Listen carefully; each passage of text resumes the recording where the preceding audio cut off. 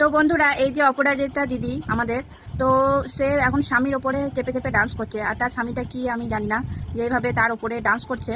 তো তো আমাদের এই ভাইরাল দিদিকে আমি একটা কথাই বলতে চাই, যে স্বামীর ধর্মই কিন্তু বড় ধর্ম। তাই স্বামীর বুকের ওপরে চেপে কিন্তু এইভাবে নাচ করাটা মোটেই উচিত নয়। তোমার তো এমনি ভিডিওগুলো মিলিয়ে যায় যেগুলো তুমি কোমর তুলিয়ে নাচো, তো ওইভাবে কোমর তুলিয়ে ডান্সটা করো, এমনিতেই ভিউ হবে। তোমার কোনো দরকার নেই স্বামীর ওপরে চেপে, বুকের ওপরে চেপে এরকম করে নাচার, ঠিক আছে? আর এই যে তুমি রামের এই গানটাতে, জয় শ্রীরামের এই গানটাতে তুমি যেভাবে নেচেছো, তো ওটা সিম্পল ভাবেও নাচা যেত। ওইভাবে কোমর তুলিয়ে নাচার কোনো মানেই হয় না ঠাকুরের গানে, ঠিক আছে? সীতার সাজেও নাচছো সব। আর আমি একটা কথাই ভেবে পাই না, যে মানুষরা দেখে তো এই ভিডিওগুলো, লাইকও তো করে, কমেন্টও করে, তাদের কি চোখে পড়ে না? তাদের কি এতটুকু দিমাগ কিচ্ছু নেই, যেগুলো দেখেও এগুলো কিছু বলে না? একটা কথা কি বলো তো বন্ধুরা, যে চুরি করে সে তো দোষী, আর যে চুরি করা দেখে তারা কিন্তু অনেক দোষী। তো তোমাদের কি মতামত এই ভিডিওতে তোমরা একটু জানিও, কি আমি এই কথাগুলো বলে ভুল বললাম না ঠিক বললাম?